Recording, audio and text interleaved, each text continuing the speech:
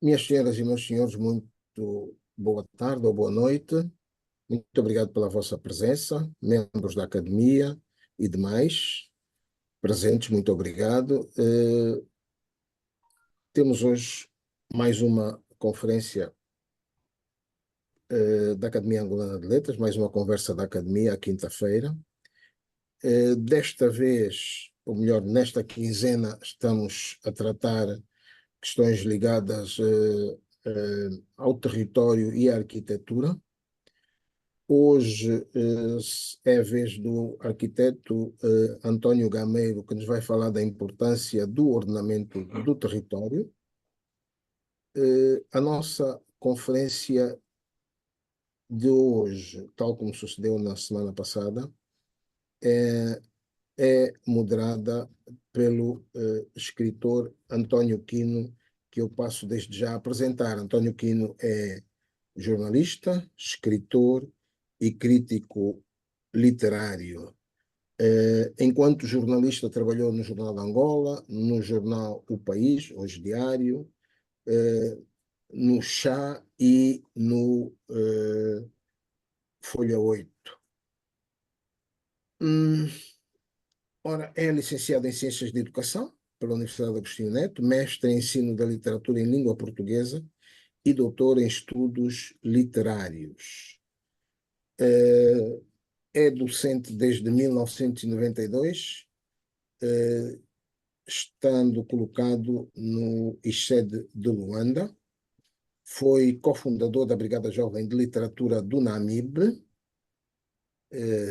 onde cresceu, e é membro da União dos Escritores Angolanos, é membro fundador da Academia Angolana de Letras, onde exerce neste momento a função de secretário-geral. Portanto, é um dos membros da direção, é um dos membros ativos da direção da Academia Angolana de Letras.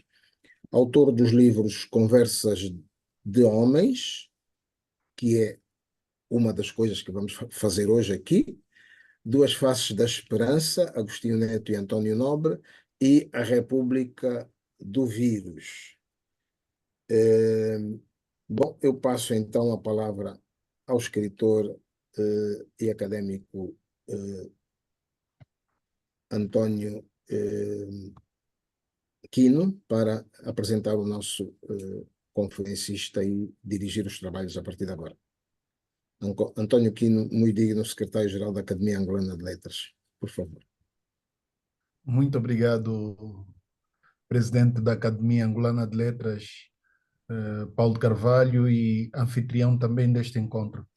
Eu agradeço mais uma vez a oportunidade que me é dada para moderar este, esta conversa que promete, principalmente porque vou moderar um outro António, que é gameiro neste caso, arquiteto de profissão, há 33 anos. Estou aqui a olhar para a rica e vastíssima biografia do conferencista de hoje, mas como o destaque hoje mesmo é para o conferencista, eu vou procurar ser o mais sintético possível na sua vasta biografia.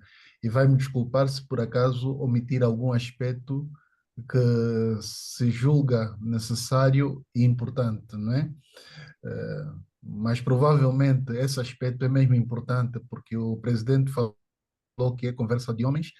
Então, eu aqui refiro que o conferencista de hoje é casado, é presidente da Academia de Escolas de Arquitetura e Urbanismo de Língua Portuguesa, consultor do Ministério do Urbanismo e Habitação, membro do Grupo Técnico de Implementação do Programa Nacional de Urbanismo e Habitação, professor associado do Departamento de Arquitetura da Faculdade de Engenharia da Universidade Agostinho Neto, doutorado em Tecnologia de Arquitetura pela Universidade Sapienza, em Itália, é consultor das Nações Unidas, PNUD, para a área de infraestruturas sociais e técnicas, membro do Grupo Técnico de Reflexão para a província de Luanda, nomeadamente assuntos da área de desenvolvimento territorial e urbanismo.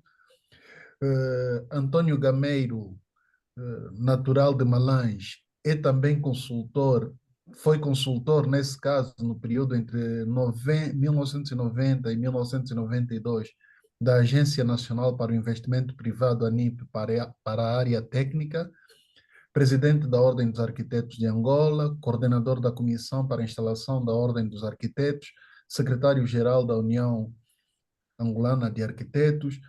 Aqui também tem um aspecto que eu gostaria de realçar em relação à atividade profissional.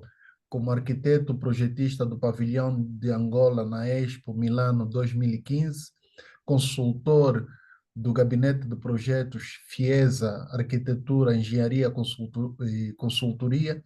No campo da docência, tem também o, digamos assim, os seus, o, o seu, uh, as suas mãos no curso de arquitetura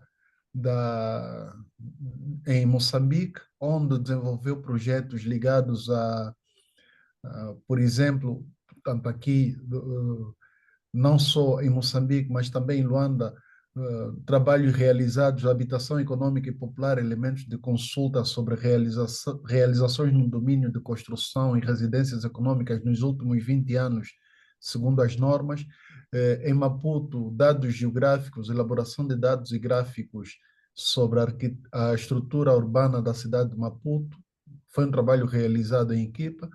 E também um outro caso em Maputo, no âmbito da CIALP, um caso de requalificação urbana, que foi uma palestra apresentada. Portanto, eu estou aqui a procurar resumir ao máximo a vastíssima biografia do arquiteto, porque, na verdade, 33 anos de atividade profissional não são 30 dias. Portanto, arquiteto Antônio Gameiro, eu teria o prazer de passar a palavra para falar então neste quarto ciclo do mês de abril, na conferência sobre o tema Importância do Ordenamento do Território. Portanto, tem a palavra, estimado conferencista.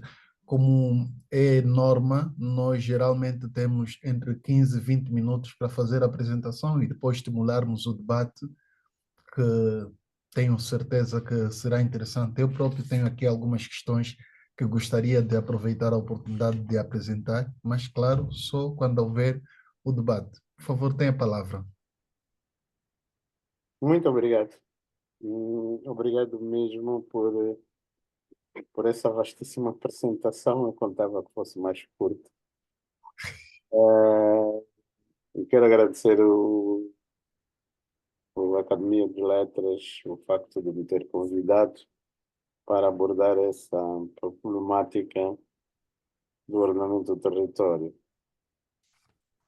Então, eu vou partilhar a tela para começarmos então a abordar essa questão de forma mais abrangente.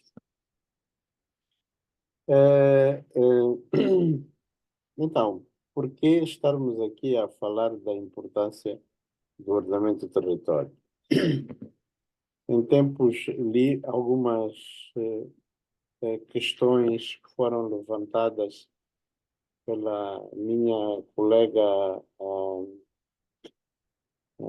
Maria João Teles Grilo, que colocava uma série de questões de como é que nós podemos medir o bem-estar de uma sociedade em função do ordenamento do território. E ela falava de forma quantitativa e também de forma qualitativa. E esse conjunto de questões tem muito a ver com o nosso dia a dia. Falava-se da percentagem das infraestruturas sanitárias nas casas, nos locais de trabalho, nas escolas. Eu acrescentaria em tudo quanto é infraestrutura social infraestrutura, equipamentos e também serviços. Que percentagem de população tem casa condigna segundo os padrões universais sobre a dignidade humana? Que tipo ou que acessibilidade, que tipo de transportes públicos asseguram a mobilidade urbana nas cidades? Que espaços públicos e áreas verdes garantem os níveis adequados de oxigênio, do ar, áreas urbanas de lazer, descanso das populações? Como está garantida a saúde pública das cidades? Que equipamentos públicos para a cultura, educação, desportos, que garantem a saúde física e mental das populações existem? Em suma, poderíamos estar aqui a fazer um conjunto, a levantar um conjunto de questões e todas elas estariam ligadas à problemática do ordenamento do território. Então, eu vou recuar no tempo para dizer que depois da independência e com a guerra que durou até 2002, nós assistimos a uma grande alteração na distribuição da população e eu realço aqui três aspectos fundamentais. O primeiro tem a ver com o facto de termos assistido a resultados de fluxos populacionais em direção a outros países, sobretudo os países vizinhos. O segundo aspecto tem a ver com a intensificação dos fluxos migratórios internos do meio rural para o meio urbano, e que esvaziaram o campo, e este fluxo era fundamentalmente em direção às cidades de médio e pequeno porte, e depois um fluxo mais intenso do tipo urbano-urbano, de pequenas e médias cidades em direção às grandes cidades. É por isso que Luanda tem a população que tem, onde nós assistimos a uma parte consolidada da cidade que durante o dia tem um movimento frenético, mas que depois, no fim do dia, fica, como se diz na gíria, as moscas, e todo o ambiente se passa na periferia. Eu diria que é na periferia onde certamente existe um maior número de população, uma grande porcentagem. Se disser que 80% da população do Luanda vive na periferia, não estarei muito longe da realidade, com uma carência enorme em termos de equipamentos, infraestruturas, serviços, etc., etc. E, recuando ainda no tempo, nós podemos ver que grande parte das infraestruturas existentes, muitas delas foram completamente desestruturadas. Assistimos a um desmantelamento das infraestruturas. Durante muito tempo não tínhamos a linha de ferro do Bungo a funcionar, do Bungo à estação dos Moceques, da estação dos Moceques até Viana.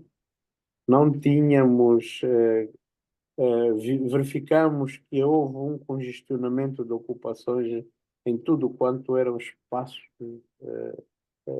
vazios existentes. Vimos também que havia um impedimento em função dessa ocupação na recuperação dessas infraestruturas. Até as ruínas e monumentos da história estavam em transgressão. e também uma degradação daquilo que era o património construído, que ainda nos nossos dias continua. Tanto é que alguns edifícios ruíram pela degradação deste mesmo património. Em suma, podemos dizer que as cidades, um bocado por toda Angola, experimentaram um crescimento urbano do tipo exponencial. E o que nós vamos assistir é que a imagem das cidades ficou, sobretudo na zona periférica, na zona ocupada, com esta característica, uma ocupação completamente descontrolada e um congestionamto do tráfego que nos levou a pensar exatamente que, ainda recuando no tempo, a ideia é que prevê-se, né, que a população urbana mundial quase vai duplicar em 2050 e que grande parte, ou mesmo mais do que metade desta população, vai migrar para os grandes centros urbanos e as atividades econômicas. Esta interação social e cultural com algum impacto, sobretudo ambiental e humanitário, vão estar concentrados nas cidades. Angola não foi diferente. Angola não foi diferente porque refletiu, as cidades de Angola refletem este passado colonial, por um lado, mas também produto do fenômeno da urbanização, né? Que se traduziu nessa deslocação maciça e continuada das populações rurais para os principais centros urbanos, e isso criou uma ruptura profunda nos seus padrões de vida, no seu quadro social e cultural de referência, bem como no aumento exponencial da procura de solo urbano. Esta situação que foi vivida e experimentada há mais de 4 décadas, nós estamos a completar quase 5 décadas nos principais centros urbanos angolanos, é claro que vai exigir da sociedade, através sempre do governo, determinados compromissos éticos, compromissos normativos, ao nível da dignificação da pessoa humana e também do regresso do direito de cidadania e da plena integração econômica e social. Daí que a importância da existência de um processo de planeamento no quadro do desenvolvimento urbano e que pretendemos que ele seja equilibrado, onde os objetivos locais de preservação ambiental, social, sobretudo dos municípios, possam concorrer para a sua, vamos dizer, valorização econômica sustentada, sem que isso vá inviabilizar qualquer processo de desenvolvimento global. O que eu estou a querer dizer é que se nós não tivermos o cuidado de assumirmos determinado tipo de organização administrativa e funcional, vamos correr o risco de nunca conseguirmos fazer com que haja uma participação ativa da população para o qual nós temos que trabalhar no sentido de viabilizar, então, este desenvolvimento global. Daí que o ordenamento do território é fundamentalmente esta integração homem-natureza, onde nós verificamos que é necessário, sobretudo, termos o cuidado de começar a pensar que aquelas áreas que em tempos tinham esta configuração ligadas fundamentalmente à agricultura, foram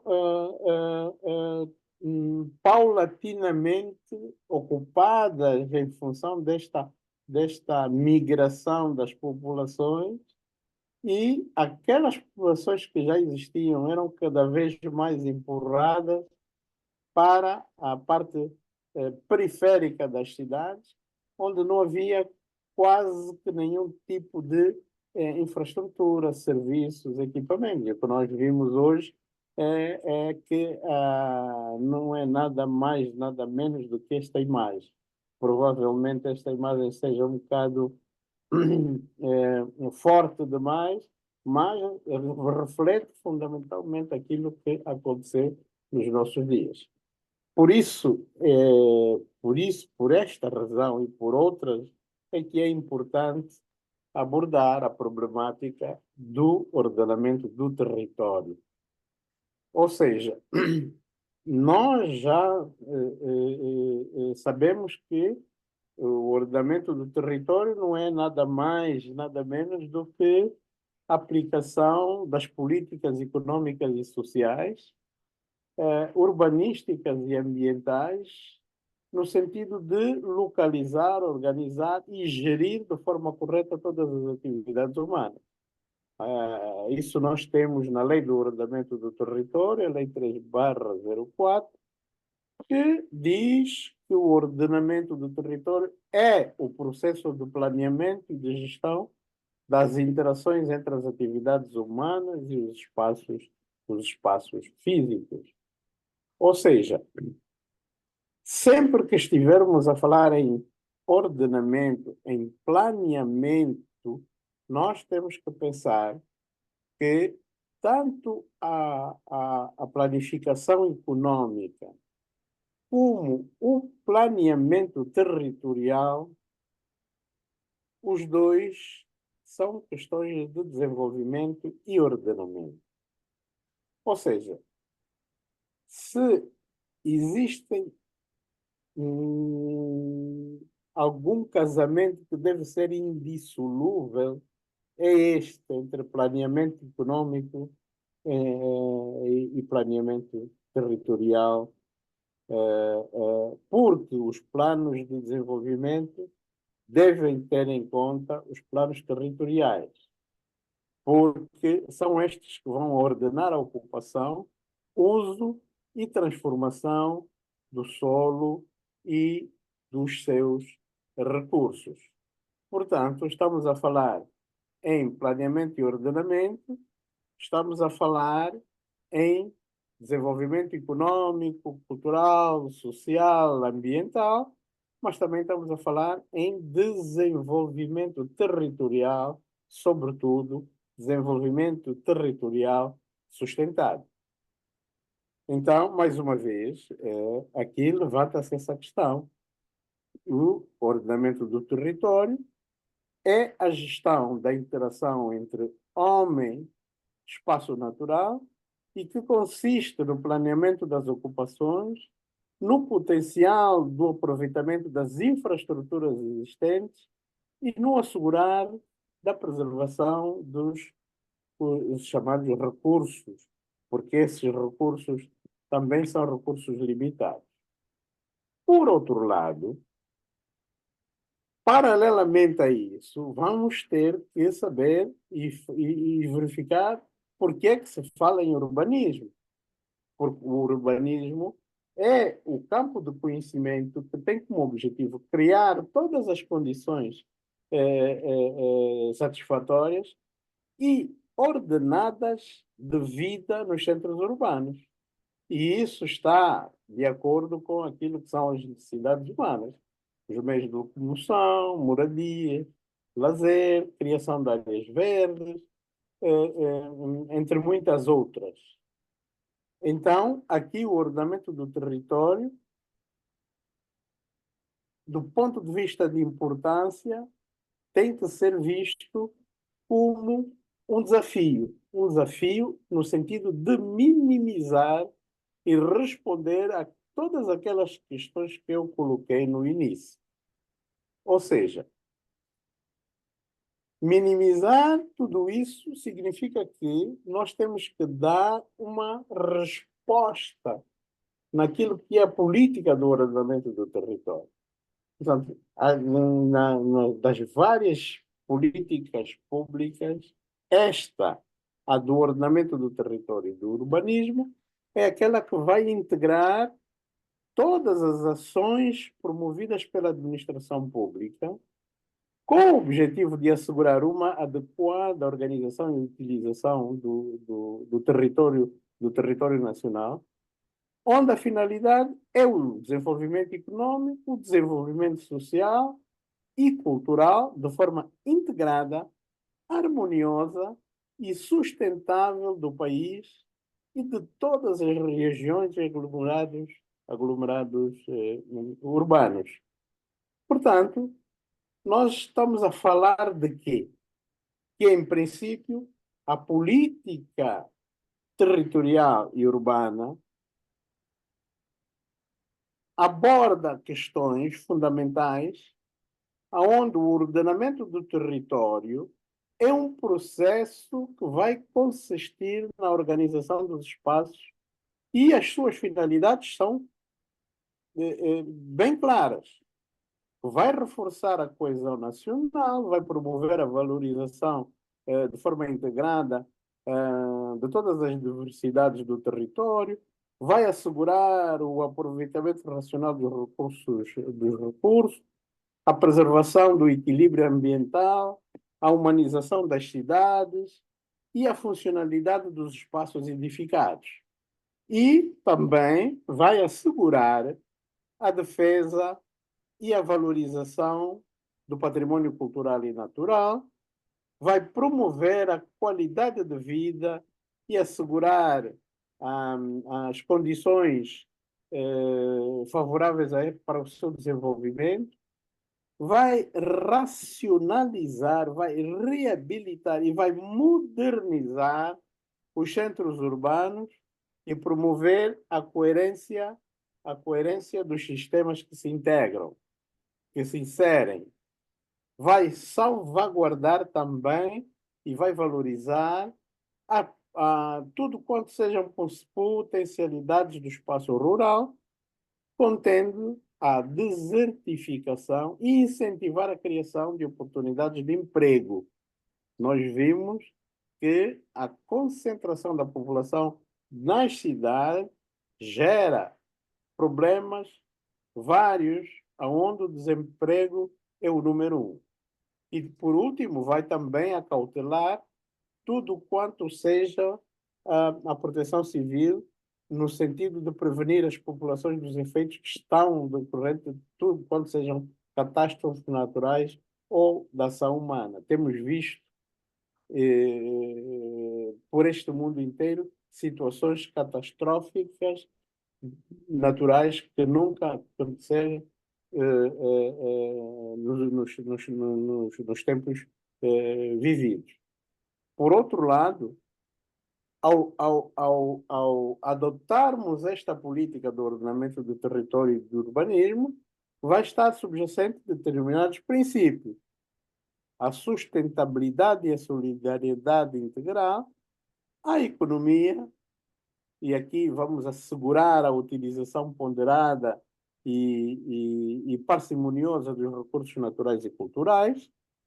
Vamos também coordenar de forma articulada e compatibilizada o ordenamento com as políticas de desenvolvimento econômico, bem como as políticas setoriais que tenham uma incidência na organização do território. Por outro lado, há a questão da subsidiariedade, no sentido de coordenar os procedimentos dos diversos níveis da administração pública. E vamos ver mais à frente essa questão da administração pública, como é que ela vai participar no sentido de minorar cada vez mais os problemas apontados. Por outro lado, a equidade, no sentido de assegurar a chamada justa repartição dos encargos e benefícios que decorrem da aplicação dos instrumentos de gestão territorial. Também aqui convém referir a participação no sentido de reforçar a consciência cívica dos cidadãos. É extremamente importante à participação dos cidadãos. A responsabilidade para garantir a prévia ponderação das intervenções que tenham um impacto relevante no território. Também a contratualização de forma a incentivar os modelos de atuação que estão baseados na concertação entre a iniciativa pública e a iniciativa privada. E, por último, como não podia deixar de ser, a segurança jurídica em tudo quanto seja elementos de mobilidade e de fixação das populações em relação àquilo que é o seu patrimônio construído. Ou seja, tudo o que eu estive aqui a dizer é no sentido de que as finalidades das políticas, bem como os princípios gerais, levam-nos a pensar que nós devemos ordenar o território. Então levanta-se a seguinte questão: por quê? Por que temos que ordenar o território? Aí vimos que existe um grande movimento de migração das populações. Vimos que é necessário encontrar metodologias e instrumentos. Temos que formular estratégias.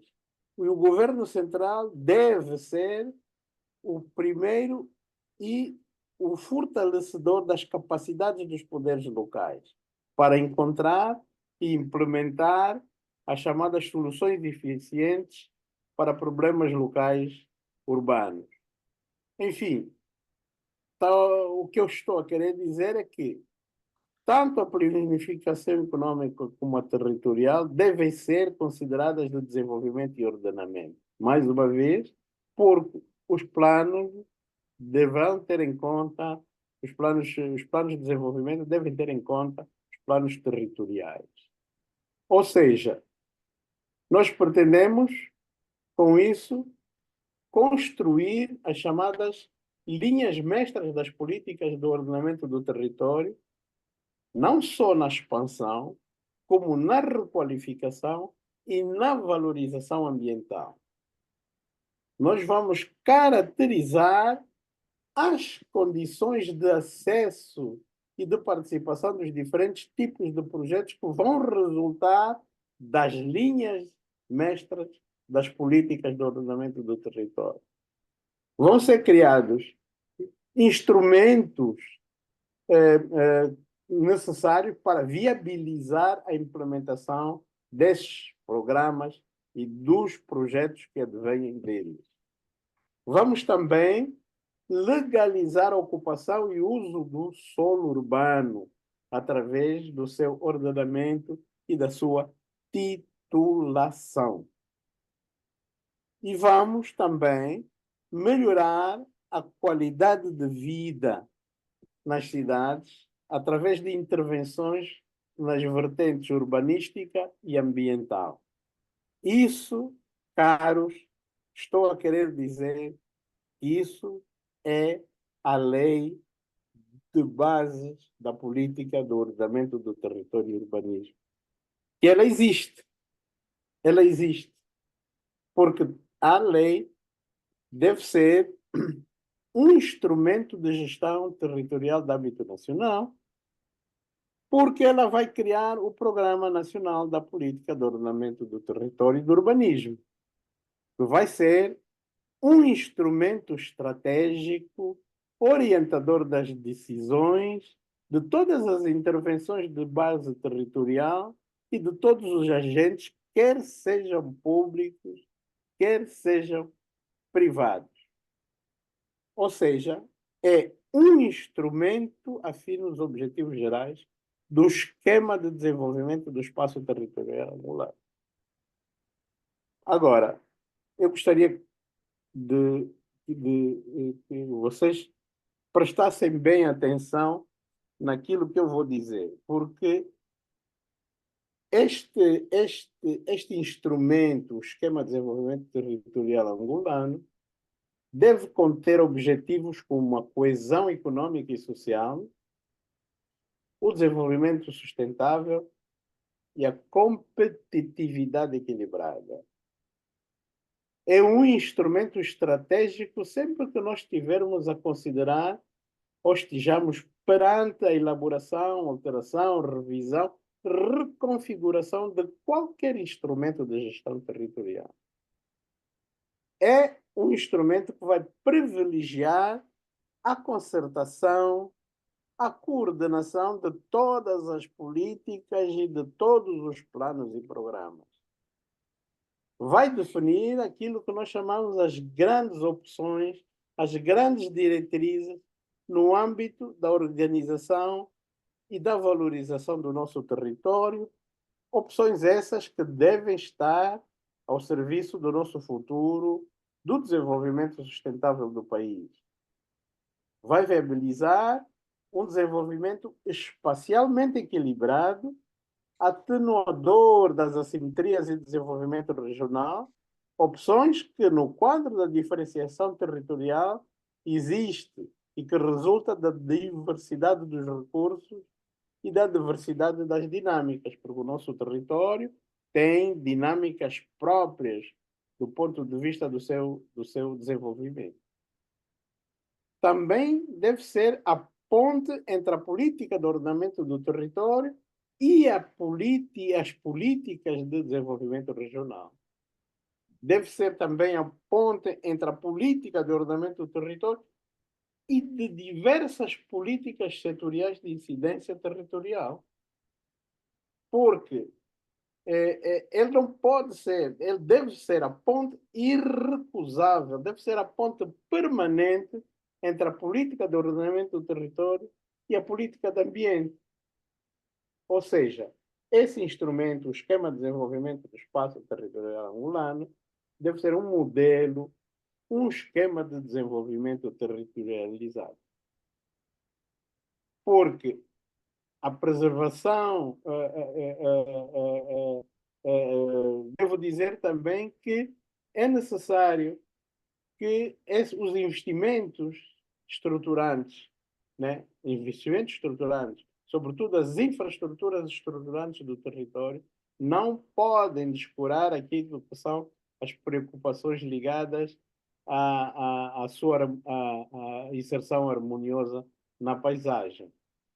Porque a preservação do equilíbrio de certos sistemas, de certas manchas do território, nomeadamente no interior, que estão em processo de desertificação, requerem a presença do homem. Então, este programa deve ser, acima de tudo, ter em conta as macroestruturas, os macrosistemas e as macro-redes estruturantes, sistemas, redes de interesse a nível nacional, que são vertebradoras do nosso território.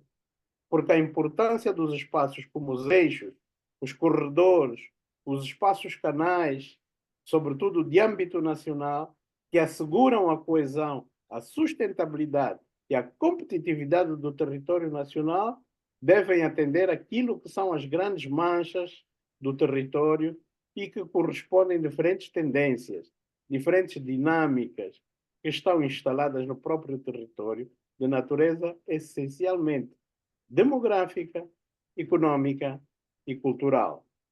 Ou seja, devem destacar aquilo que todos nós ouvimos falar das estruturas e dos sistemas mais relevantes. Ou seja, o sistema urbano, que constitui a verdadeira ossatura do país, que é estruturante do território, é um sistema que se pretende integrado, equilibrado, mas também competitivo. Portanto, diria que demonstradamente a criação e a manutenção de certas infraestruturas, a prestação de certos serviços que são sustentadores da qualidade de vida, requerem limiares de população. O desenvolvimento, caros, faz-se com as pessoas. As pequenas e médias cidades constituirão, no futuro, aquilo que serão os polos dinâmicos do desenvolvimento dos espaços subregionais, dos espaços regionais e, sobretudo, dos espaços predominantemente rurais. Este programa, que é o Programa Nacional da Política de Ordenamento do Território e Urbanismo, não poderá excluir a sua macrovisão territorial, os seus macrocenários, parcelas do país com dinâmicas diversas, com competitividades diversas. E isto, meus caros, é o desafio que nós temos à nossa frente. Ou seja, o que eu estive aqui a dizer não é nada mais, nada menos do que isso. Estabelecer a política, definir o quadro do ordenamento do território, definir os instrumentos de gestão e regulamentar a política no sentido de, a partir daqui, nós termos aquilo que nós chamamos o sistema de gestão territorial e urbano. Porque se não for assim, nós não vamos à frente.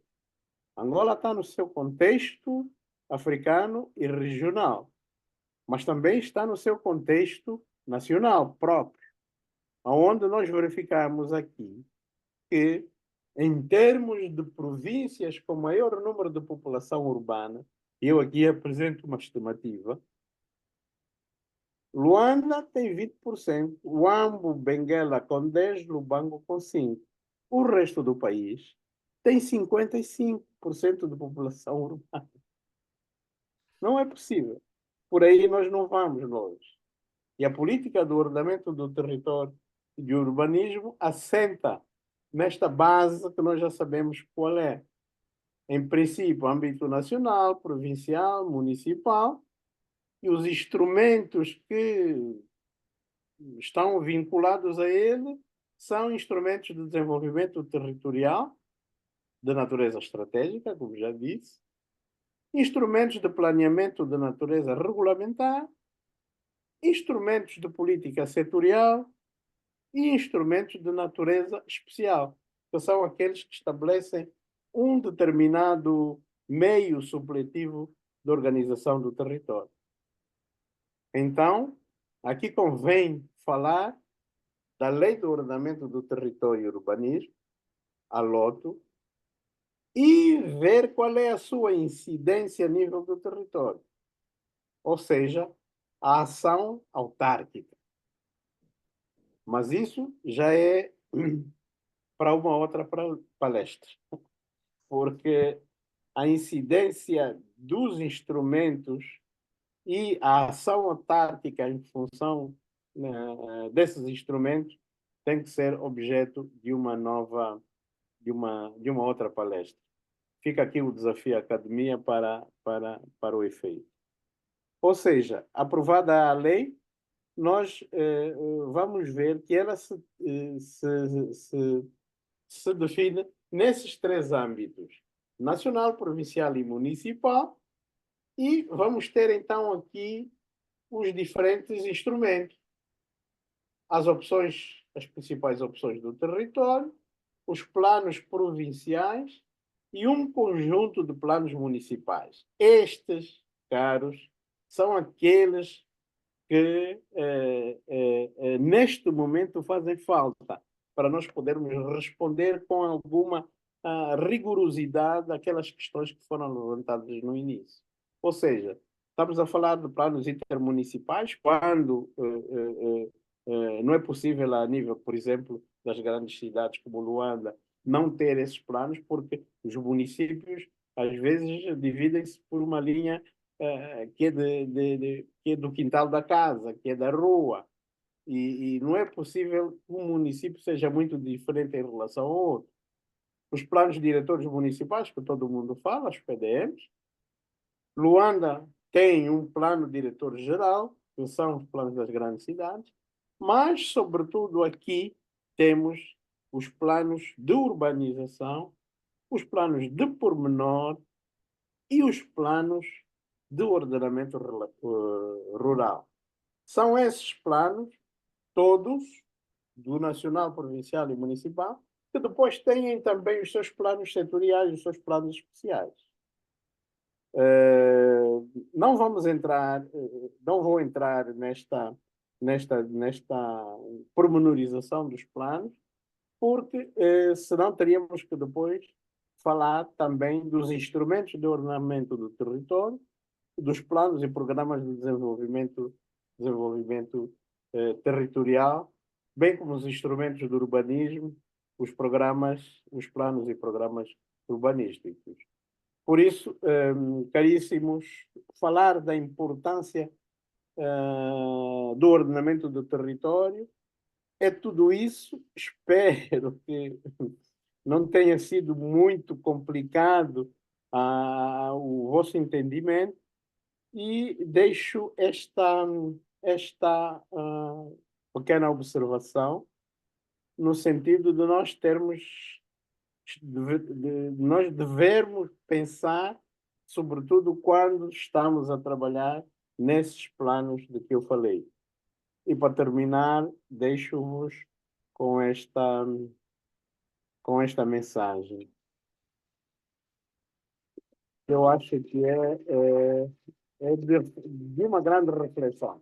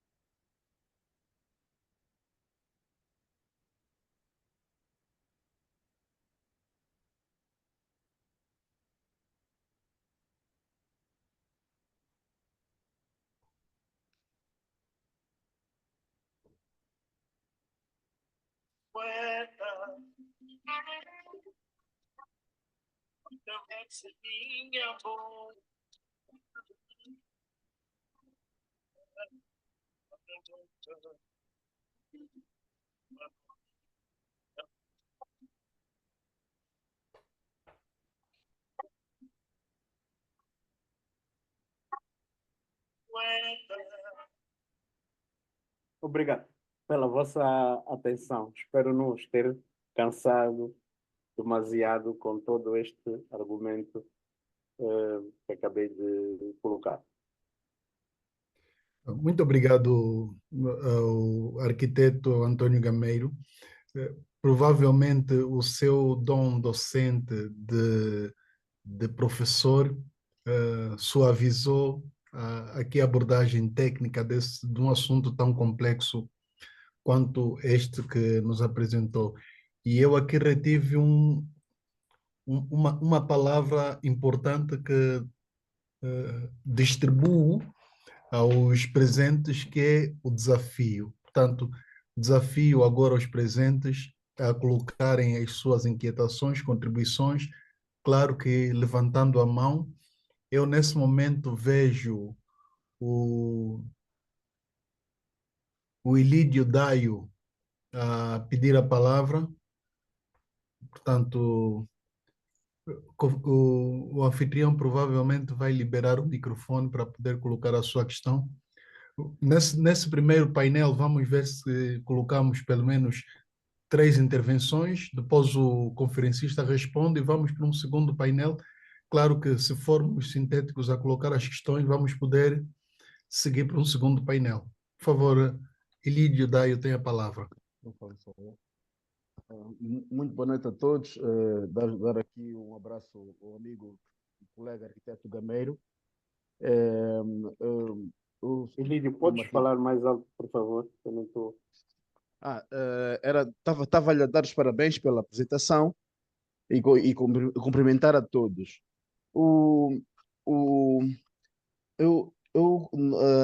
Há 15 anos atrás, antes de ser funcionário público, eu era muito crítico em relação a...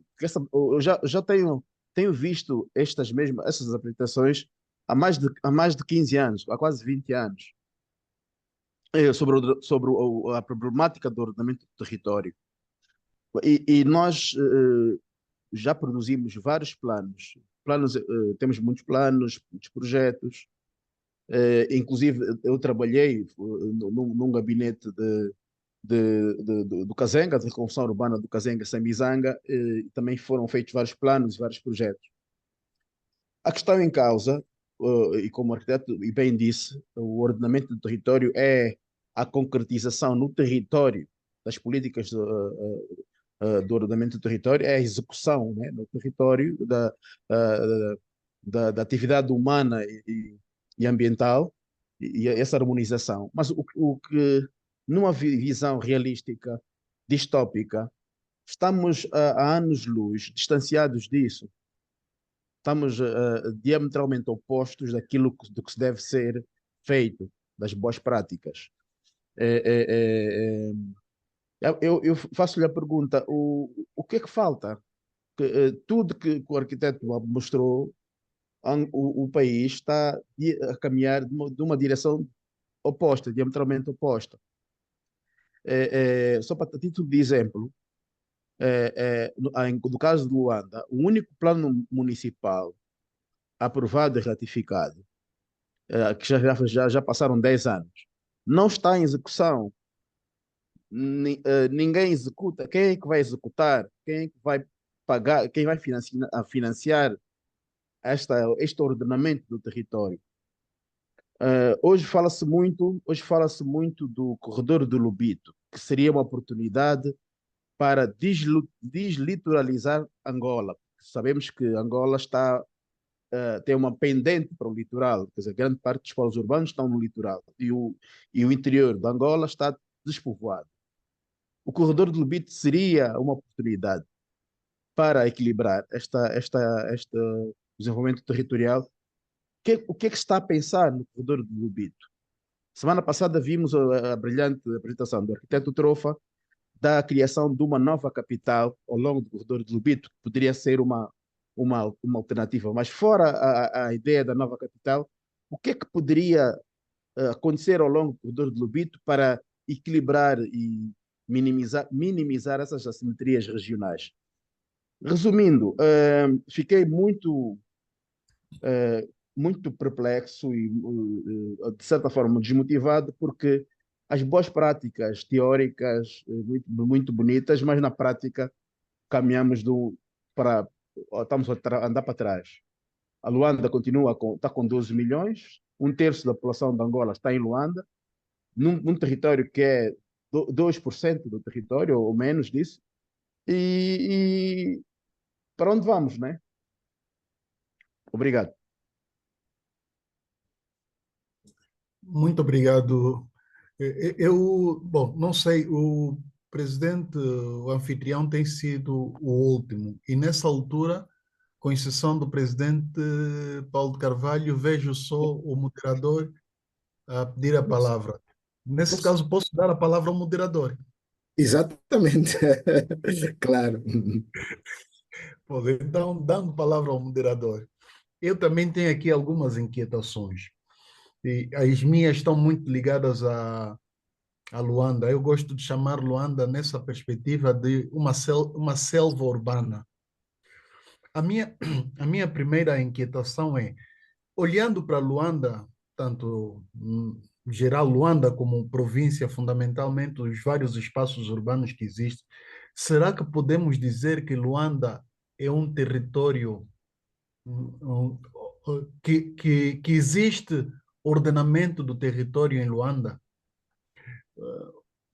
Uma outra questão é que, portanto, que soluções é que nós podemos encontrar se olharmos para Luanda com esses vários padrões de, portanto, a ruptura dos padrões de vida, como o arquiteto fez referência, o aumento demográfico, o tráfego rodoviário caótico, que solução seria, ou qual seria a solução para Luanda a poder oferecer melhores condições de vida aos seus habitantes. Agora, uma questão também aqui um bocadinho, talvez para polemizar um bocadinho, não é? É que se olharmos na construção das centralidades e olhar aquilo que foi dito pelo conferencista, fundamentalmente os aspectos ligados ao urbanismo, a minha questão é, não terá faltado um diálogo entre os arquitetos e os engenheiros de construção civil na questão do ordenamento do território e urbanismo? Portanto, olho, por exemplo, para a cidade do Quilamba, para a cidade de Sequel, fundamentalmente essas duas. Assim, em linhas gerais, são as minhas questões que eu gostaria de deixar ao arquiteto. E, portanto, deixando a palavra, retirando a palavra ao moderador, eu então passaria a palavra ao anfitrião deste encontro. Sim, senhor. Muito obrigado. Bom, eu, antes de apresentar as minhas preocupações, tenho aqui, recebi a seguinte mensagem de uma doutoranda da Faculdade de Ciências Sociais. Professor, o meu cabelo não está arrumado para participar com vídeo. Bom, é uma senhora, né? Eu queria saber do conferencista se a implementação das autarquias locais não poderá ser solução para os problemas do urbanismo e do território que o país enfrenta. Ela fez esta pergunta antes de abordar a questão autárquica, não é? E como eu prometi apresentá-la, só que eu prometi apresentar só a pergunta. Eu apresentei tudo, né? Para sabermos porque que ela não a fez diretamente. Agora, quanto a mim, eu começaria pela questão relacionada com a comercialização e o assambarcamento de terrenos pelas administrações municipais. O que me parece é que isso nada tem a ver com o ordenamento ou com alguma ordem, tem a ver apenas com desordem, né? Com o desordenamento não só do território, mas de tudo, né? Com a prática segundo a qual o que conta é o bolso de cada um. Bom, o confrade António Quino chama selva urbana, eu chamaria mais selva suburbana, né? Que é mais subúrbio do que urbe realmente. A segunda questão e penúltima, é uma pergunta mesmo. Como é possível, vamos dizer, ordenar Luanda se 80% da atividade econômica é informal? Né? Até que ponto é possível portanto, haver essa ordem? Já para não falar da musequização da urbe, né? Que está em curso há já bastante tempo. A última questão é uma chamada de atenção para um aspecto importante que eu acho que deve ser considerado na análise, que tem a ver com a competência dos governos. E quando falo em competência dos governos, não falo necessariamente em incompetência, mas em competência para desviar, em vez de haver competência para criar, para produzir e para desenvolver. Portanto, maior preocupação com o benefício próprio do que com o bem comum, vamos dizer, entre aspas, a nação, que, portanto, seria do interesse de todos e para com a pátria mesmo, né? Que é comum. Muito obrigado. Muito obrigado. Eu penso que podíamos então terminar esse painel e passar a palavra ao conferencista.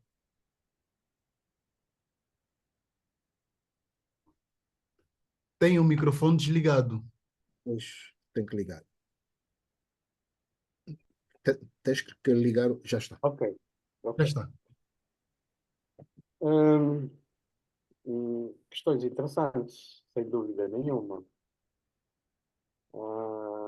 o Ilídio, na qualidade de arquiteto, de uma pessoa que viveu e trabalhou nessas questões, sabe fundamentalmente de que não é por inexistência de legislação, de regulamentação, que as coisas aqui aconteceram e vêm acontecendo da forma como estão. Isso tem a ver necessariamente com a implementação por parte das administrações, das metodologias de implementação dos instrumentos de ordenamento do território. O primeiro problema é que as administrações, para além do facto de que estruturalmente deveriam ser elas a fazer essa implementação, elas não têm essa capacidade. 3 motivos. Primeiro, não têm recursos humanos no sentido de interpretar os planos que existem, não têm recursos humanos para elaborar os instrumentos, não têm recursos financeiros para implementar os instrumentos, e quando existe uma movimentação de quadros a nível das administrações, recomeça-se sempre tudo do zero. Independentemente do facto de eles existirem. Essa é a primeira questão. A outra é que passou-se a mensagem de que elaborar os instrumentos de ordenamento do território é muito moroso, porque às vezes, no fim de X anos, quando se chega ao fim do instrumento elaborado, praticamente as dinâmicas do território já ultrapassaram as soluções propostas. Por quê? Porque não houve por parte das administrações, e aí está sempre, mais uma vez, as administrações, competência no sentido de poder preservar aquilo que eram as linhas mestras de atuação desses mesmos planos.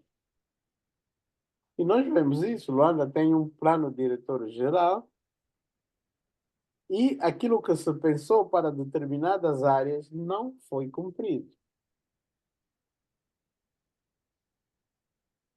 Porque, em termos de financiamento para a implementação destes instrumentos, não se abordou, não se elaborou nada aonde houvesse a participação de terceiros. Pensou-se única e simplesmente com os meios financeiros do Orçamento Geral do Estado. Ou seja, a participação do setor privado na implementação de determinados instrumentos nunca foi pensada. Ou seja, não é que, como eu disse no início, não é que não exista regulamentação para a implementação dos instrumentos de ordenamento do território. Eles existem, podem não estar, digamos assim, muitas vezes pensados a seu pormenor, mas, respondendo à senhora que mandou a pergunta, de facto, eu não abordei, nem quis abordar, mas a questão passa também pela organização do setor administrativo em si. É lógico que uma autarquia terá como seu plano de desenvolvimento a nível autárquico questões como essas, do ponto de vista da implementação de questões de ordenamento. E isso não é novidade para ninguém. É lógico que quando também chegarem as autarquias, vai haver aí vão haver questões que estão relacionadas com o que eu já disse. Pessoal técnico, pessoal competente e pessoal formado na área de intervenção dessa mesma normativa. Nós vamos ter sempre este problema.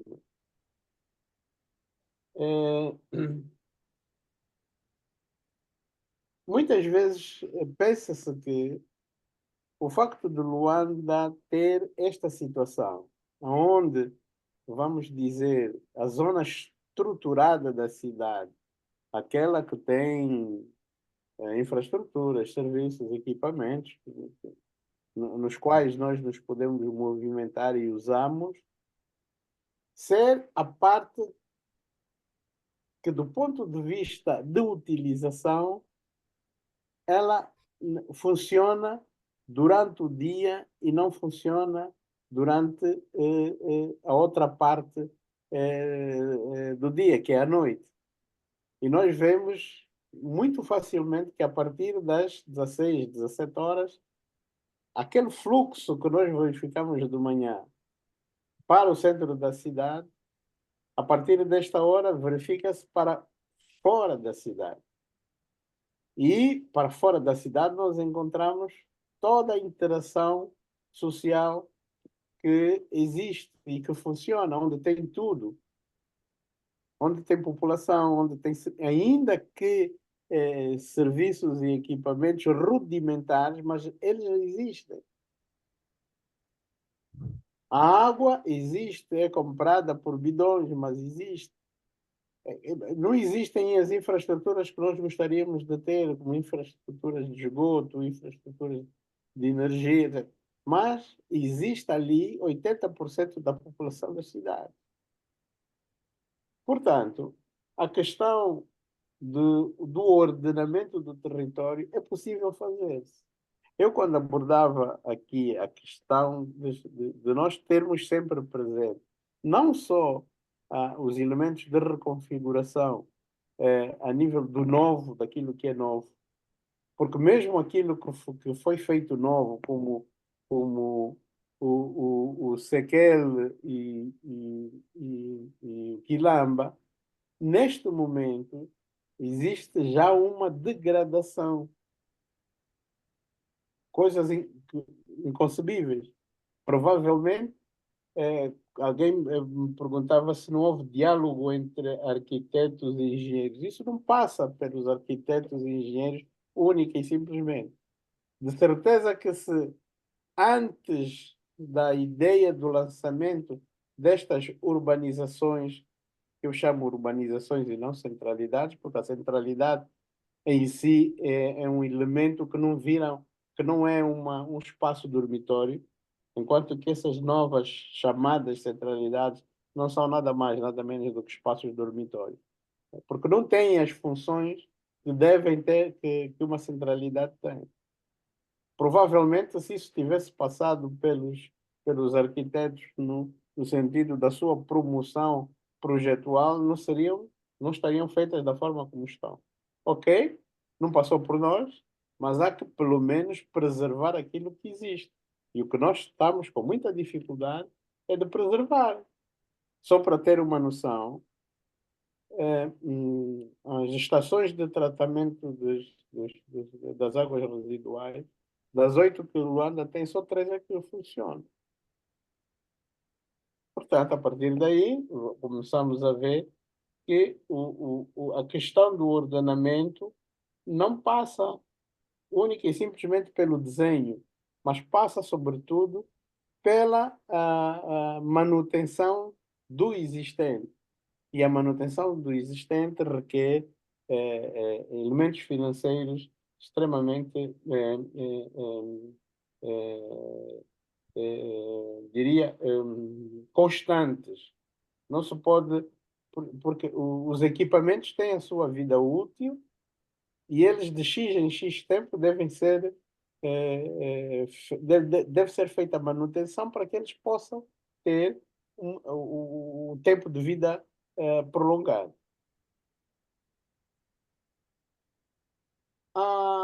Como é que vamos resolver a questão dos terrenos? Quando estava no Ministério, fui a várias conferências das Nações Unidas, sobretudo da UN-Habitat, e o que me impressionava nessas reuniões é que eram apresentadas soluções técnicas do bem fazer. E muitas vezes não era necessário fazer um plano perfeitamente desenhado, bem traçado, aquilo que nós chamamos um plano urbanístico. Eu vi em muitos países que a ideia de utilizar a fita métrica e o fio de barbante através de um desenho rudimentar muitas vezes serviu para fazer o assentamento de populações. Ou seja, alguém que tenha uma visão técnica da situação pode utilizar estes dois elementos e um terceiro, que seria a ideia, para poder fazer um assentamento das populações, porque não é fácil, nem é execuível esperar que se realize um plano urbano que é para fazer o assentamento. Porque as populações, com as necessidades do país, elas todos os dias chegam às grandes cidades. Porque é nas cidades onde a vida é fácil, é mais fácil, segundo eles. Porque no campo você não consegue vender um saco d'água para beber. Mas na cidade, vender um saco com água para beber é negócio. Dá rendimentos. E quem diz isso diz muitas outras coisas que a nível das zonas do interior não se faz, mas que nas grandes cidades fazem-se e que congestionam tudo e mais alguma coisa. Se vocês tiverem a possibilidade, sobretudo sociólogos, antropólogos, etc., de fazer um estudo no mês de dezembro, durante as festas, vão ver o número de pessoas que se deslocam das cidades para o interior e das cidades grandes para os centros urbanos mais pequenos. O que significa que o que não existe nos centros pequenos e nas cidades do interior são condições que favorecem com que as pessoas todos os dias se concentram nas grandes cidades. E o ponto 1 é o desemprego. Para além de que o facto de agora já não se coloca muito essa questão, mas colocava-se a questão de que, sobretudo a juventude, a partir de uma certa idade, ela vinha para os grandes centros urbanos para continuar os seus estudos. E esse elemento era o elemento fundamental da migração dessas populações. Por isso, as questões ligadas ao 80% da atividade comercial ser informal, também podemos ter políticas no sentido de organizar a informalidade de determinados setores. Eu li um livro de um cientista e pesquisador chileno onde se abordava a questão da regularização da informalidade. E há elementos que podem perfeitamente ser ensaiados a nível da nossa própria sociedade. Em relação à competência dos governos, não deixa de ser uma preocupação. Mas, se nos, mais uma vez, ter Luanda como paradigma, se os 13, 14, 15 milhões que Luanda tem não podem ser, é uma população que não pode ser gerida a partir da Mutamba. Sobretudo porque Luanda também tem a incompatibilidade de ter o governo central na própria cidade. Ou seja, os próprios planos de desenvolvimento territoriais deverão ser integrados do ponto de vista da sua compatibilidade e deverão ser integrados com aquilo que são as políticas públicas de origem central. Porque, se não acontecer, muitas vezes vai haver intervenções do governo central naquilo que são as decisões do governo local. E isso, muitas vezes, existirão incompatibilidades nesse sentido.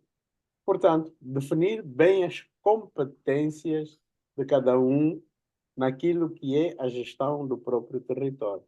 Porque, se não for assim, nós vamos continuar a verificar situações que vimos até agora. De uma forma muito abrangente, espero que tenha respondido às questões. Não sei se me faltou alguma. Bom, arquiteto, talvez tenha faltado tanto isso que eu chamo de diálogo descontínuo entre arquitetos e engenheiros para a construção das centralidades, por exemplo. Sim, mas sabe que a construção, primeiro, a ideia das centralidades não partiu nem dos engenheiros, nem dos arquitetos. Ok. Todas as centralidades que foram feitas no país foram encomendadas. E como foram encomendadas, não houve intervenção Políticos. por parte dos engenheiros e dos arquitetos. Ok. Antes, pelo contrário, eles desconheciam totalmente o que se estava a fazer nas centralidades, de onde vieram os projetos da centralidade. Quando começou-se a ter acesso às próprias, porque elas eram também áreas perfeitamente inacessíveis, mesmo aos organismos técnicos ligados ao ordenamento e à construção. Portanto, não é que não houvesse diálogo. Ok. Foram projetos encomendados e implementados, muitos deles só a partir do Programa Nacional de Urbanismo, quando foi implementado o Programa Nacional de Urbanismo e Habitação, é que tivemos acesso a estes projetos, mas sobretudo porque já estavam praticamente construídos em várias províncias do território nacional.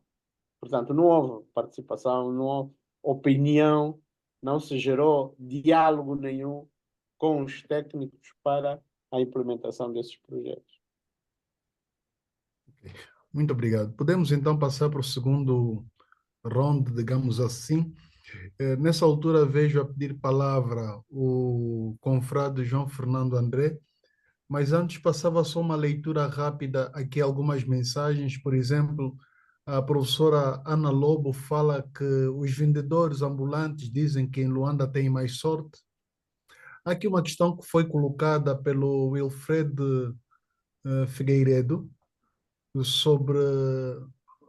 Eu estou a tentar... pois.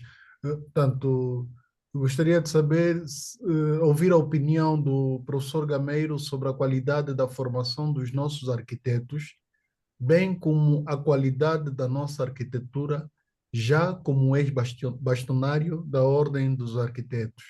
Por outro lado, como ex-comissário de várias expos internacionais, o Wilfred Figueiredo gostaria de saber como é que avalia a internacionalização da nossa arquitetura nos nos últimos 50 anos. Que tipo de respostas os arquitetos angolanos estão capazes de dar aos desafios que são apresentados diariamente aos arquitetos? Por último, ele dá um grande abraço ao arquiteto e parabeniza pela forma didática como apresenta as marcas que estamos com elas. Portanto, isso é a mensagem que eu li aqui do Wilfredo Figueiredo e passava então já a palavra ao João Fernando André. Bem, saudações aos presentes, saudações especiais ao conferencista, professor Gameiro, e pelo modo como expôs a sua abordagem. É triste ver o modo como vão as coisas. A teoria, os estudiosos estão aí. Parece até prático aplicar isso, mas tem sido um bicho de sete cabeças. O professor Gameiro, eu creio que, e continuo a insistir nisso, que o nosso problema é mesmo, até certo ponto, estrutural.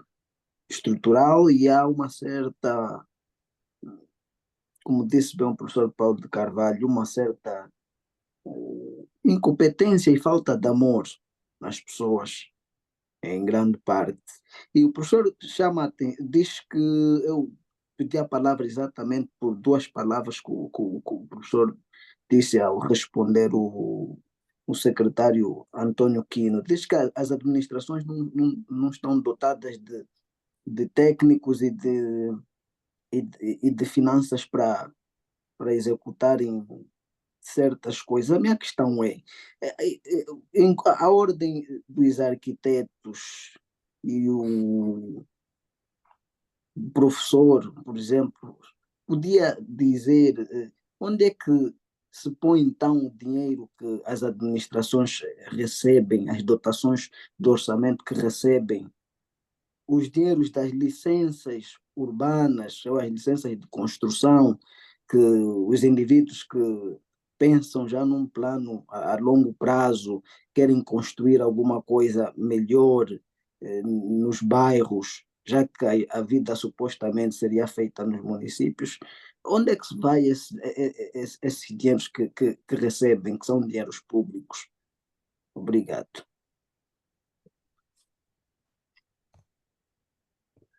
Ok, muito obrigado, estimado confrade. Eu, antes de passar a palavra também ao confrade, ao conferencista Antônio Gameiro, eu aproveitava só colocar aqui uma questão para juntar as que já foram colocadas pelos vários presentes, não é? É que olhando para, e isso também aproveitando algo que o arquiteto fez referência, é que olhando para as infraestruturas sanitárias nas casas de Luanda, eu reparo, e nessa questão o professor Paulo Carvalho fala em musequização. Portanto, as casas construídas em Luanda, boa parte delas, e isso já se falou várias vezes, optam por colocar fossas secas nas casas, mesmo nos grandes condomínios. Temos as fossas secas e temos os tanques d'água. Os tanques d'água. Isso é o normal nos processos de urbanismo. Portanto, a minha questão é essa. Portanto, daria já a palavra então ao arquiteto para falar sobre essas questões. Desculpa só interromper. Fossa e tanque d'água lado a lado, né? Sim, fossa e tanque d'água lado a lado.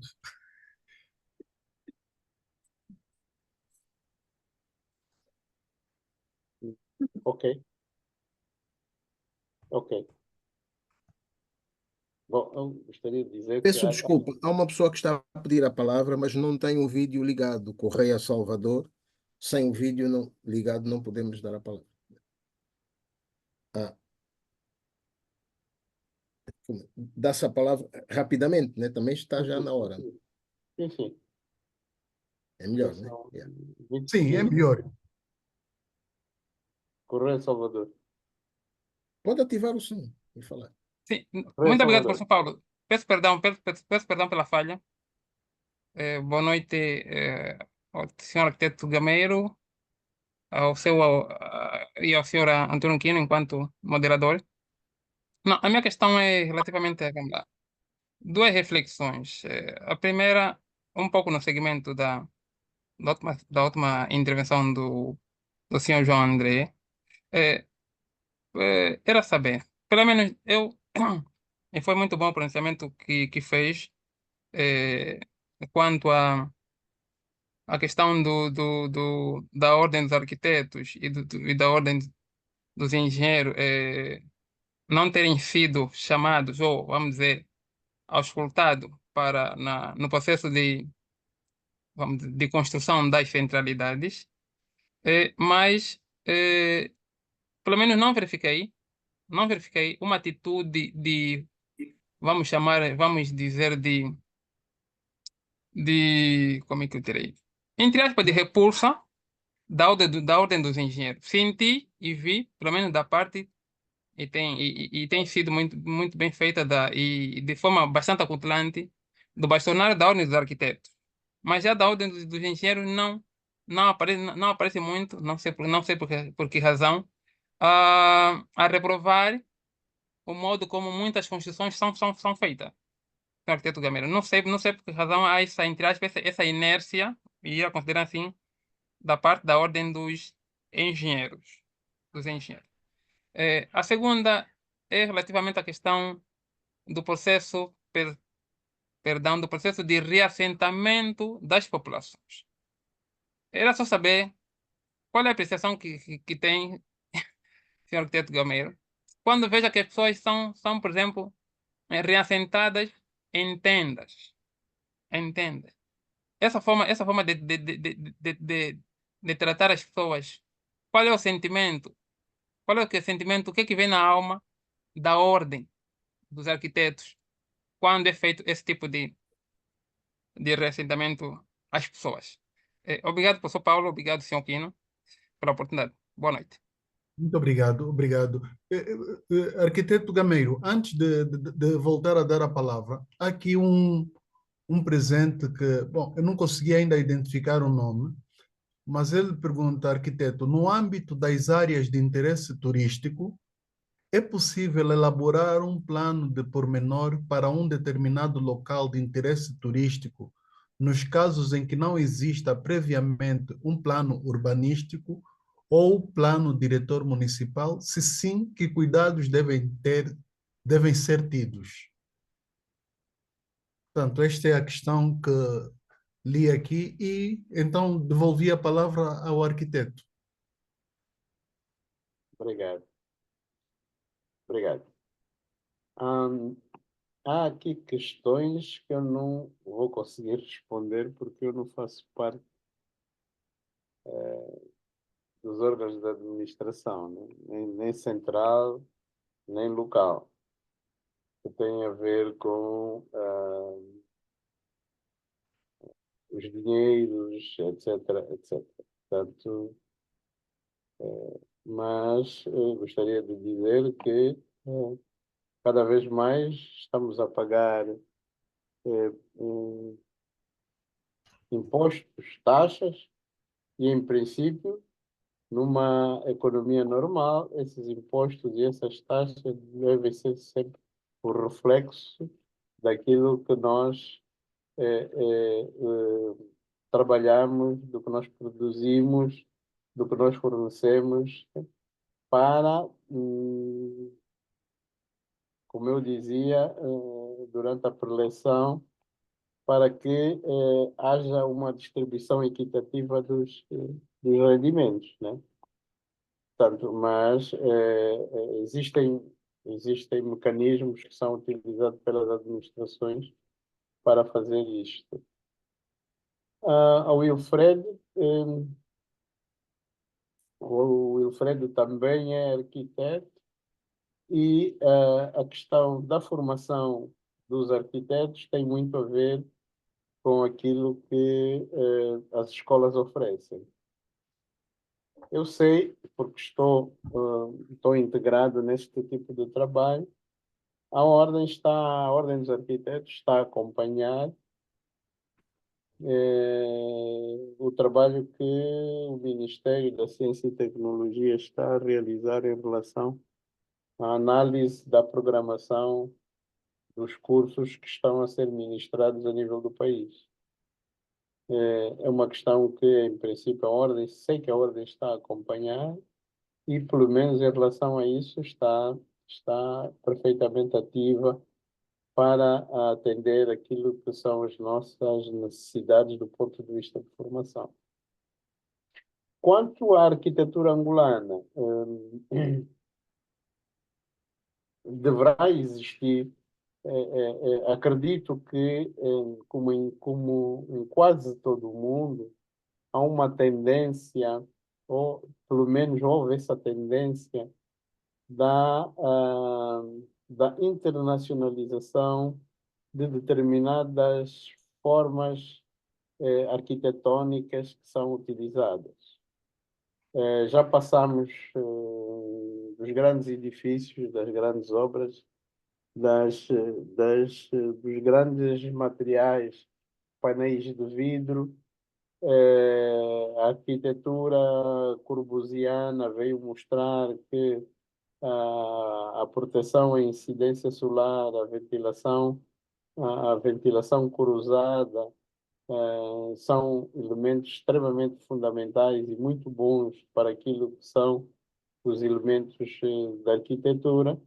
E acredito que nós, fundamentalmente, que temos os nossos últimos anos de operacionalização no mercado, estamos já a fugir desta veia do uso excessivo do vidro e dos opacos para elementos vazados e que permitem essa ventilação. Portanto, acredito que a arquitetura angolana, sobretudo aquela que foi realizada pelos arquitetos de vanguarda corbusiana, é a que vai prevalecer, porque também é a que vai dar melhores resultados do ponto de vista do bem-estar a nível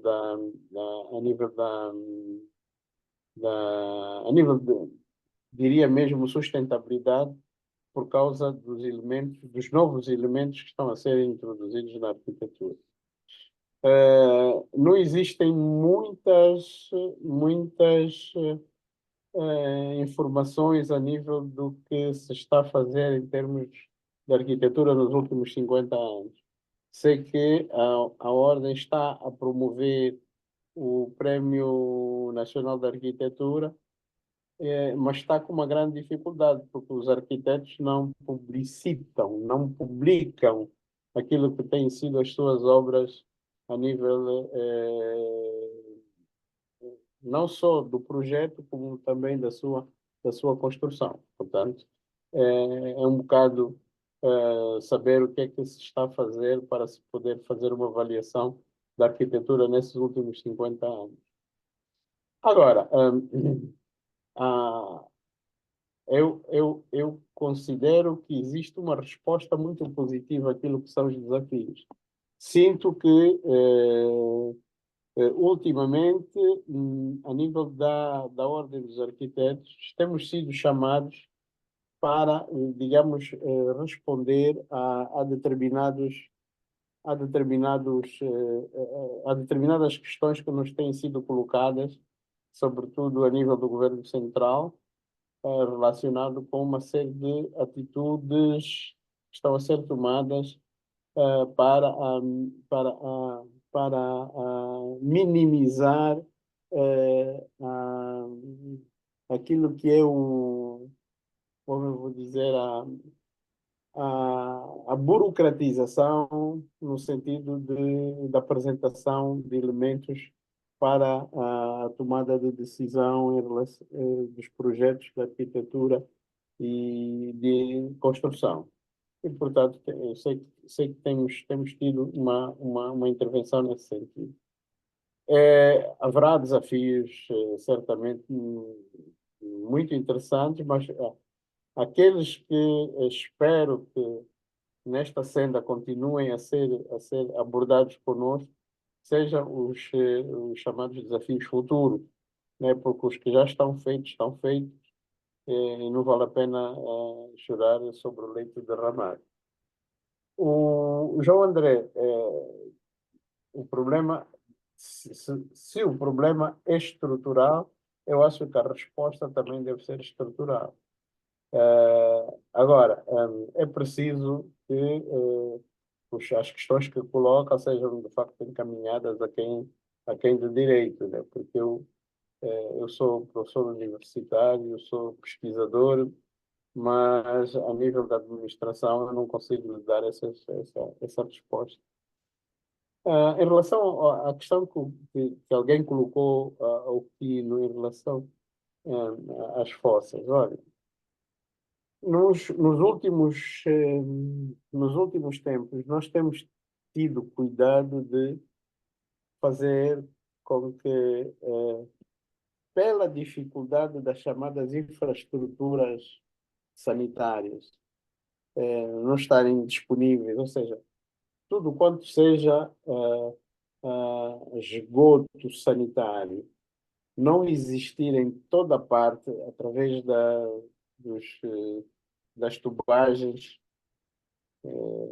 que devem fazer a recolha para colocar nas chamadas unidades de tratamento as hectares. Aconselha-se, quando não existem, que se crie as fossas sépticas que devem ser acompanhadas de poços rotos. Isso é uma prática que não vai terminar muito cedo, porque não existe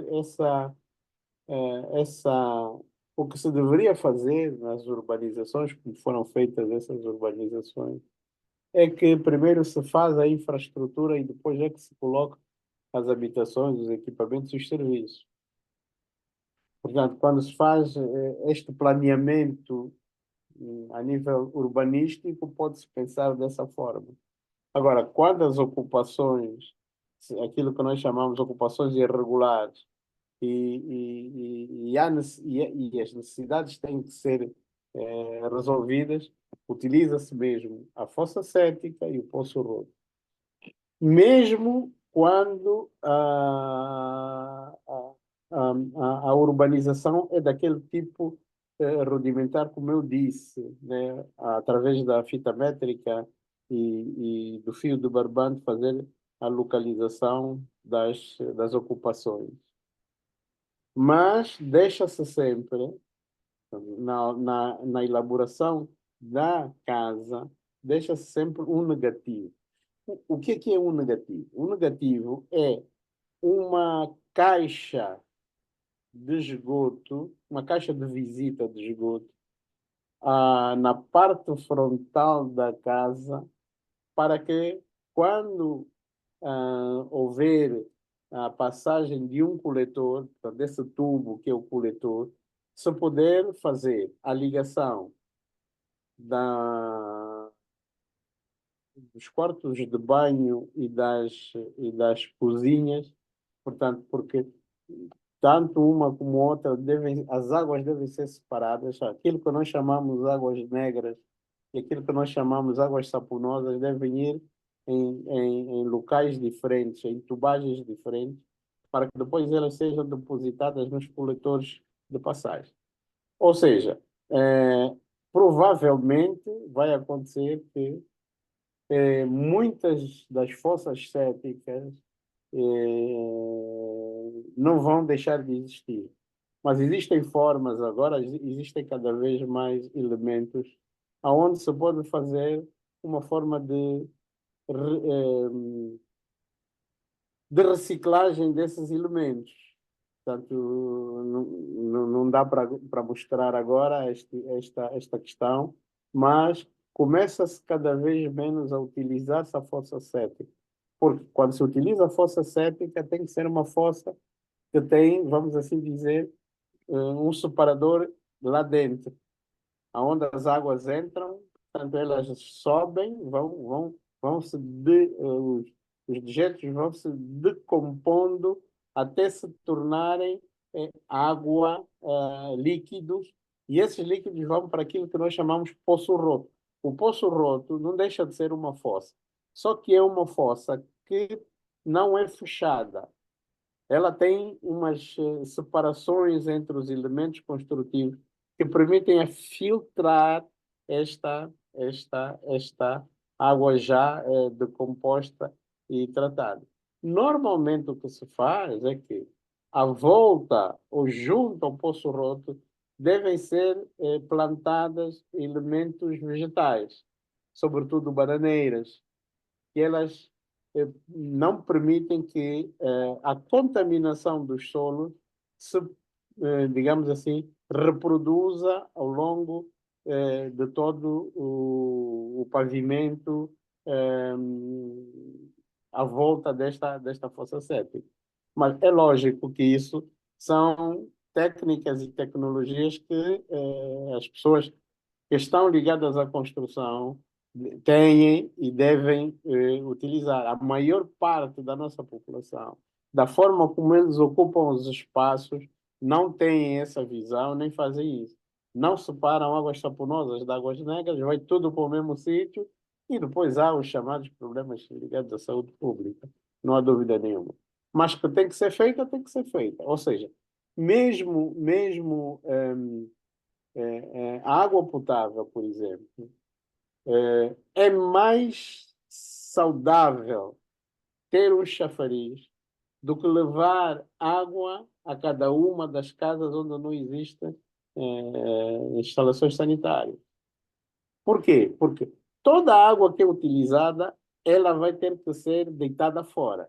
Se não existe um elemento de tratamento desses esgotos, desses elementos sanitários que são necessários retirar da casa, eles vão ser jogados na rua. Não é por acaso que, a nível dos morcegos, muitas vezes encontramos essa prática. As pessoas usam a rua para deitar fora as águas e muitas vezes os dejetos. E, portanto, é preciso ter o cuidado de dar essa informação e de fazer com que quem utiliza fossa séptica, poço roto e tanque d'água, porque, em princípio, o tanque de água potável é um tanque que tem que ser isolado, porque se o tanque não for isolado, tudo quanto sejam bactérias podem entrar neste, neste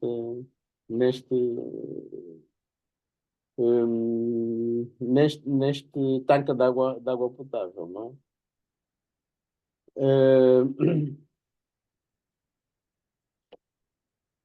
As fossas sépticas, professor, Correio Salvador.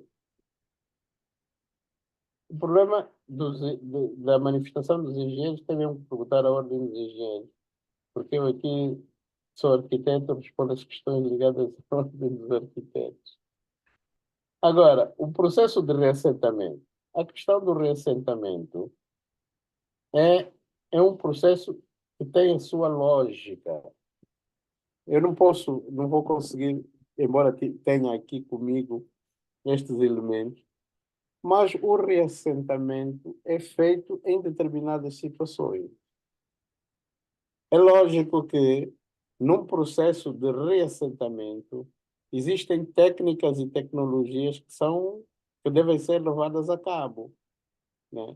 O reassentamento não se faz da forma como se está a fazer em muitas situações. Ou seja, normalmente reassenta-se pessoas quando essas pessoas estão em situação difícil, porque o reassentamento só é feito quando as pessoas ocupam determinadas áreas, determinados espaços que não devem fazer. E se as pessoas ocupam esses espaços, é porque, por parte da administração que administra essas áreas de assentamento, não há o cuidado de utilizar nem que seja elementos de persuasão no sentido de não fazer. Portanto, quando as pessoas ocupam espaços nas linhas d'água, não podem continuar naquele ponto, porque pode acontecer uma chuva, uma catástrofe natural e levar as pessoas. A água, quando está a usar o seu caminho, nada lhe detém. E muitas vezes transborda para outros espaços que são os chamados as margens das próprias linhas d'água. E, portanto, tem que se ter o cuidado, quando se elaboram projetos de requalificação, ter esse cuidado no sentido de minimizar os problemas que podem acontecer quando existem situações de reassentamento. Portanto, o reassentamento é uma técnica também.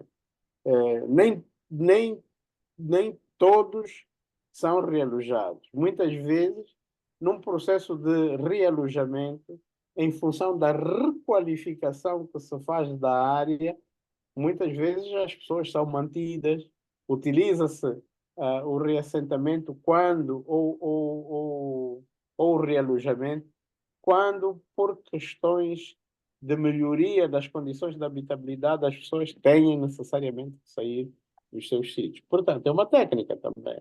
O Atenção do tempo. reassentamento não se faz assim, Fala. Deus dará, como se diz, né? Portanto, é preciso utilizar esses elementos técnicos. Por último, a questão das áreas turísticas. É sempre bom, ainda que não existam planos de ordenamento turístico, embora isso esteja também legislado, é sempre bom fazer aquilo que nós chamamos de diagnóstico da área, para ver se a área tem condições de receber um equipamento turístico, porque os equipamentos turísticos também eles são objeto de estudo para a sua implementação. O ideal é fazer um plano de ordenamento turístico, mas quando não existe este plano de ordenamento turístico, tem que se fazer um estudo preliminar no sentido de se avançar quais são os prós e contras. Nós costumamos dizer fazer uma análise SWOT em inglês, ou então uma análise FOFA. Forças, oportunidades, fraquezas e agora não me veio à mente a outra palavra em português. Portanto, é isso. Ok, muito obrigado. Presidente, talvez também seja já o momento oportuno para o engenheiro, o arquiteto, desculpa, como falou que a responsabilidade dos arquitetos tem que ser com os arquitetos, meti na cabeça que tinha que ser o arquiteto, né? Portanto, talvez fosse a oportunidade para o arquiteto também se despedir já que o nosso tempo já se esgotou. Completamente. Ok. 2 horas, parece pouco, né? É.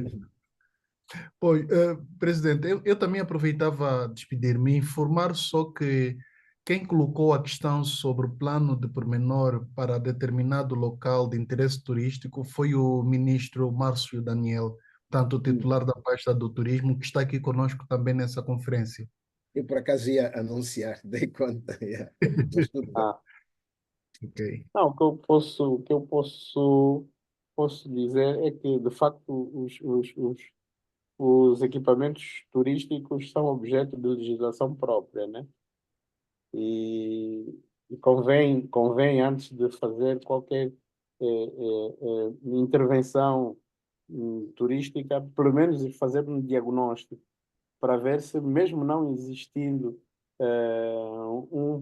um plano para determinada área, se em função do diagnóstico convém fazer ou não, porque existem determinados elementos de ordem técnica e de ordem construtiva que devem ser observados nesse tipo de intervenção.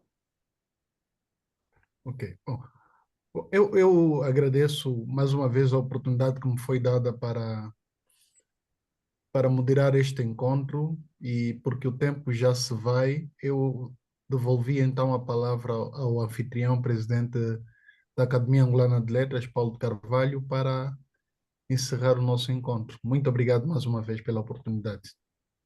Eu é que agradeço. Antes quero, há bocado, quando anunciei que uma doutoranda nossa da Faculdade de Ciências Sociais tinha apresentado uma pergunta, esqueci-me de a identificar. É a mestre Yolanda Mokuta. Bom, a mestre do cabelo, né? Ok. Vamos dizer. Quanto ao ministro Márcio Daniel, obrigado pela menção, eu ia fazê-lo. Eu, de facto, quando dei a conhecer a realização da conferência, ele agradeceu e disse que estaria, e eu pensei, agora que deixou de ser secretário de Estado da Administração do Território e passou a ser ministro do Dinheiro, ministro do Turismo, eu disse, não acredito muito que apareça, mas olha, cumpriu, apareceu, sim senhor. Muito obrigado, amigo Márcio, amigo ministro. Ora, o que é que eu queria dizer? Eu quero anunciar o que teremos no próximo mês. No próximo mês nós celebramos no dia 25 de maio o Dia da África e ou devido a isso, nós preparamos 4 conferências para abordarmos a diáspora africana. Vamos começar com pronto, ele tem várias valências, é artista, com várias, artesão também, artista, dançarino, etc. Júlio Leitão, que vive nos Estados Unidos da América, vai falar sobre a contribuição do imigrante para o enriquecimento da cultura local. Depois, a atriz, conhecida atriz brasileira Maria Seissa, voltando às origens. A moderação será também da angolana imigrante Patrícia Vitor, que já cá esteve uma vez, se não estou em erro. Depois, na segunda quinzena, sob moderação da brasileira Sônia Jorge, nós teremos a atriz também conhecida, a atriz Neuza Borges, que vai falar sobre a sua vida e obra, e depois o antropólogo brasileiro Dagoberto Fonseca vai nos falar sobre Angola no Brasil, a grande travessia no mundo atlântico. Esta é a oferta que trazemos para o próximo mês, para o mês de maio. Pronto, e esta será a primeira das conferências do mês de maio, já na próxima semana. Júlio Leitão, contribuição do imigrante para a cultura local, portanto, vai falar do próprio caso, mas não apenas. E pronto, chegamos ao fim de mais uma conversa da Academia à quinta-feira. Esperamos voltar a ver-nos na próxima semana. Muito obrigado a cada uma e a cada um dos presentes. Obrigado pela participação. Obrigado, arquiteto Gameiro. Obrigado ao confrade António Quino. Muito obrigado. Obrigado. Obrigado.